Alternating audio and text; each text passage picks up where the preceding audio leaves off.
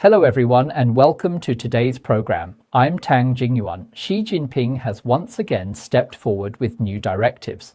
On March 16th, the CCP's flagship theoretical journal Qiuxi published an article by Xi titled something along the lines of Advancing Strength Through the Seas, calling for the promotion and construction of an international ports alliance under the Belt and Road Initiative.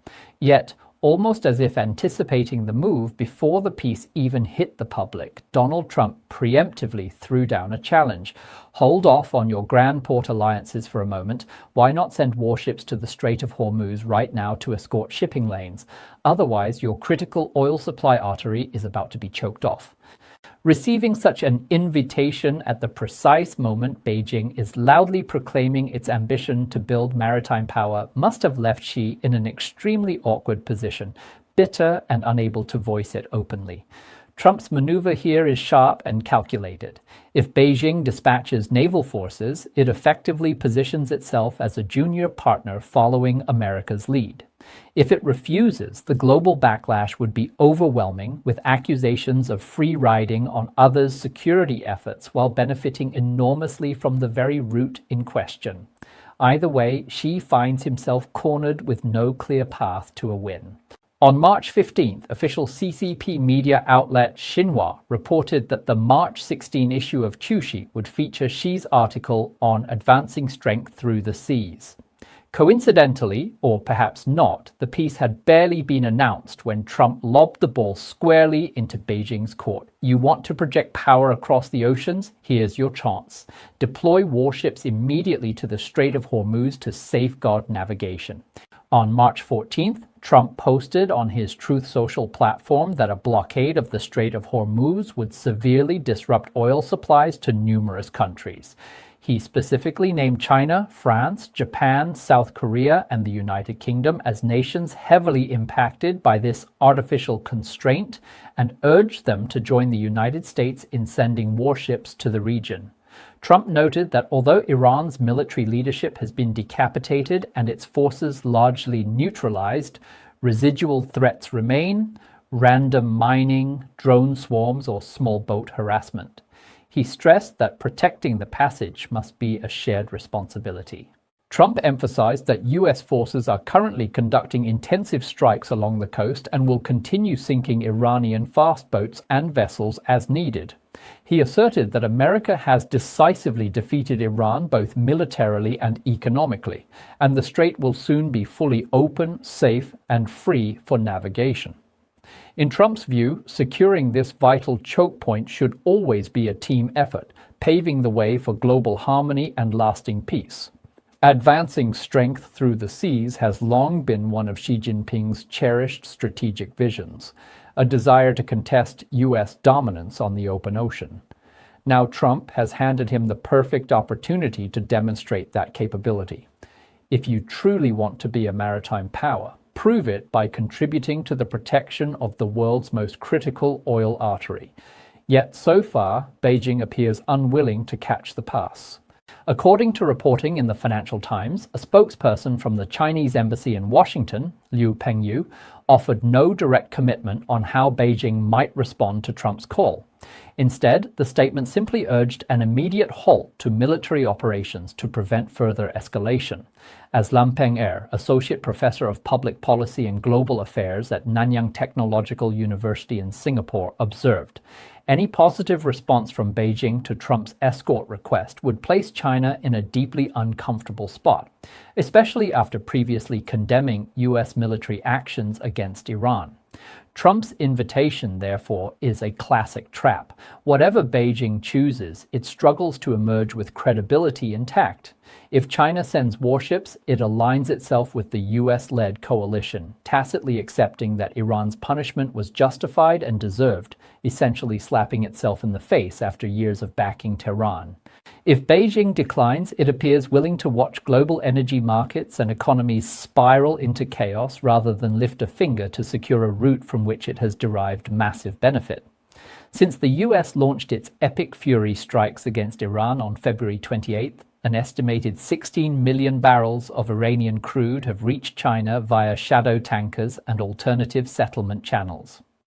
Having profited so heavily from the strait, Beijing now balks at contributing to its protection. Hardly a flattering look. Trump's challenge is genuinely difficult to field. On X, user Liuping Shu commented that Trump is essentially demanding Xi present a token of allegiance by dispatching warships to Hormuz, an act far from trivial. The question posed, will Xi respond positively to President Trump's call? Yes or no? What are the consequences if Xi says no?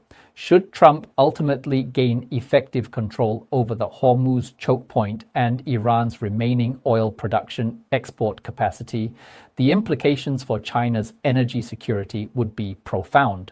Standing firm? Look no further than Panama Canal pressures or Venezuela's experience as cautionary tales. Will Xi ultimately offer that token to Trump or stick to the CCP's traditional playbook of struggle and resistance? Can Xi reliably pivot to Russian energy supplies as a substitute? Is depending unilaterally on Moscow sustainable, given Russia's long history of abandoning allies? Assad's Syria, Khamenei's Iran, when expediency demands it? What do you think? Another ex-user, Zheng Zheng, remarked with some amusement that Trump has once again laid a clever snare for Xi.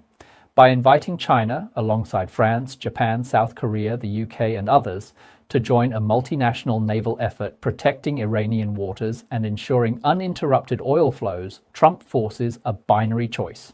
Except Beijing effectively acknowledges US leadership and joins an American-headed international coalition. Refuse?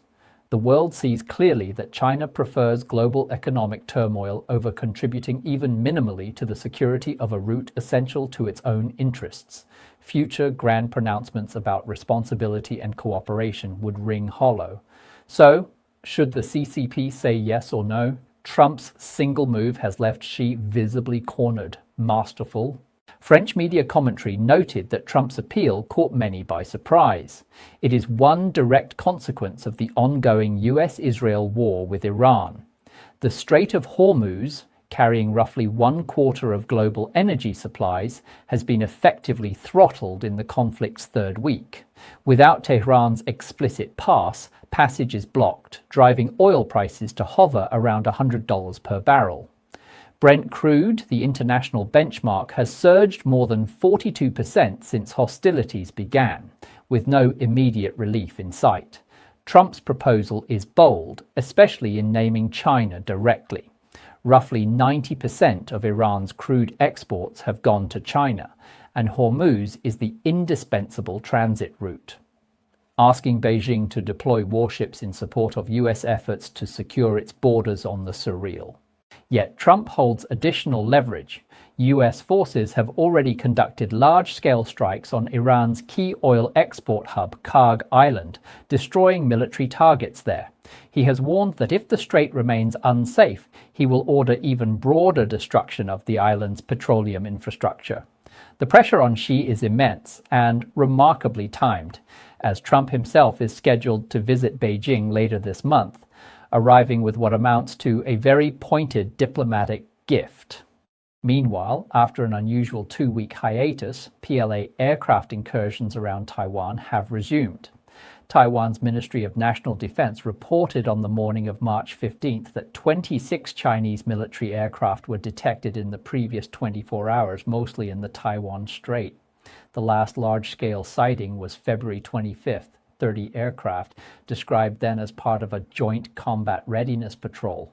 From February 27 onward, no PLA aircraft were detected until March 7th, when 2 appeared in Taiwan's far southwest. Activity remained sporadic and small-scale thereafter. Beijing has not explained, and requests for comment on the March 15th resumption went unanswered.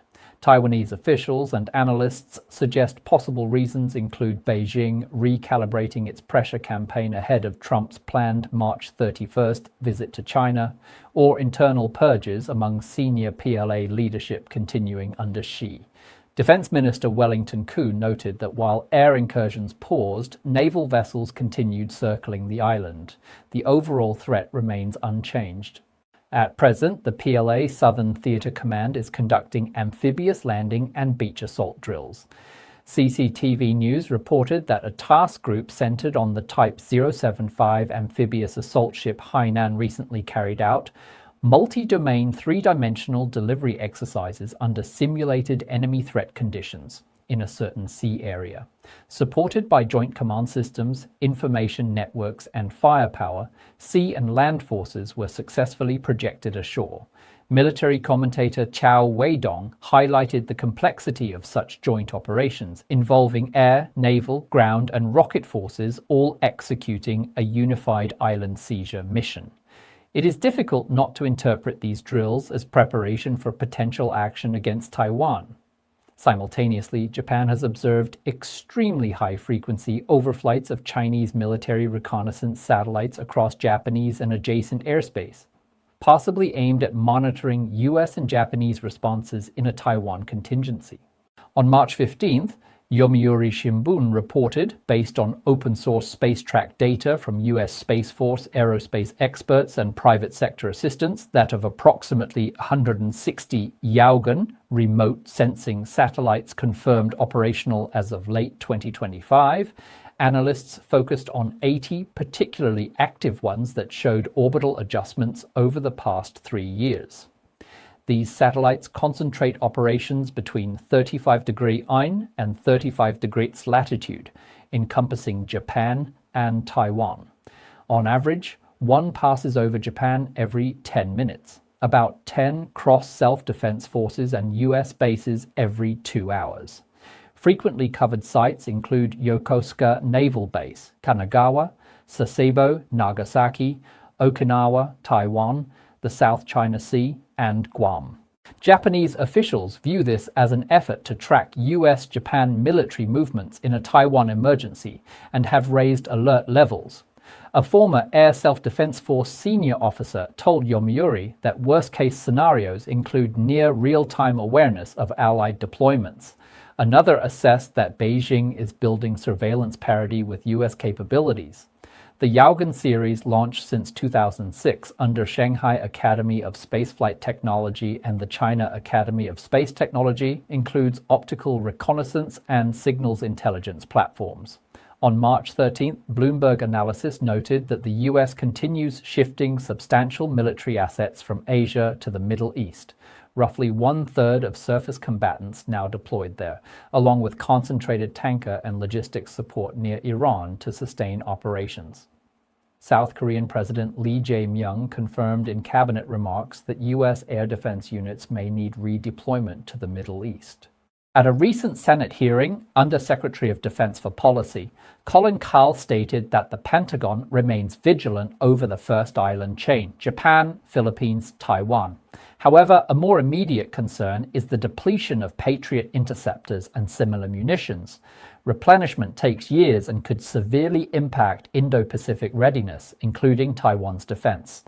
The Payne Institute for Public Policy estimates that in the first 36 hours of the Iran conflict, US systems expended over 300 Patriots and other interceptors, with Gulf allies using around 280.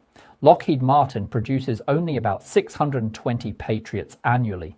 James Cha, assistant professor at NTU's S. Rajaratnam School of International Studies, observed that the Trump administration's second term has once again seen US attention diverted to the Middle East. As long as the Taiwan Strait status quo holds, Beijing is unlikely to launch full military action, though gray zone probing remains possible. At the same time, an open letter circulating online overseas, authored by an alleged Fujian-based entrepreneur in Beijing, urges President Trump to block what the writer describes as Xi Jinping's reckless intentions. The letter claims that following the US-Israel strikes on Iran's theocratic regime on February 28, 2026, Xi convened an emergency meeting on March 1st and resolved to exploit America's entanglement in the Iran war to forcibly unify Taiwan in 2027. According to the alleged Central Secretariat briefing circulated to party elders, including Hu Jintao and Wen Jiabao, opposition arose, particularly from Wen Jiabao, who refused to support or cooperate with military unification. As a result, Wen and his family were reportedly placed under house arrest and cut off from external contact. The letter warns overseas Chinese and President Trump not to underestimate Xi's determination to launch unification by force. It frames the move as a pretext for Xi's pursuit of a third term amid pressure from Russia-Ukraine sanctions.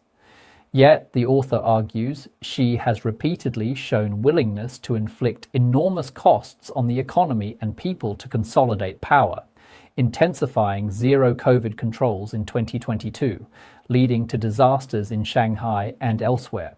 After arresting Zhang Yuxia and Liu Zhenli in January 2026, Xi allegedly neutralized military checks from elders and reformers. Seeing opportunity in the February 28 strikes, Xi reportedly moved the next day to restart unification preparations.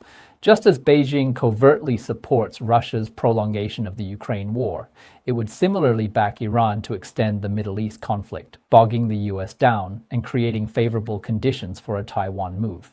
A 2027 unification campaign under emergency military rule could secure Xi a fourth term, regardless of economic or human cost, mirroring Mao's readiness to accept nuclear war and half the population's loss, 300 million, to exhaust an adversary, unless the price directly threatens Xi's personal power, life, or prestige.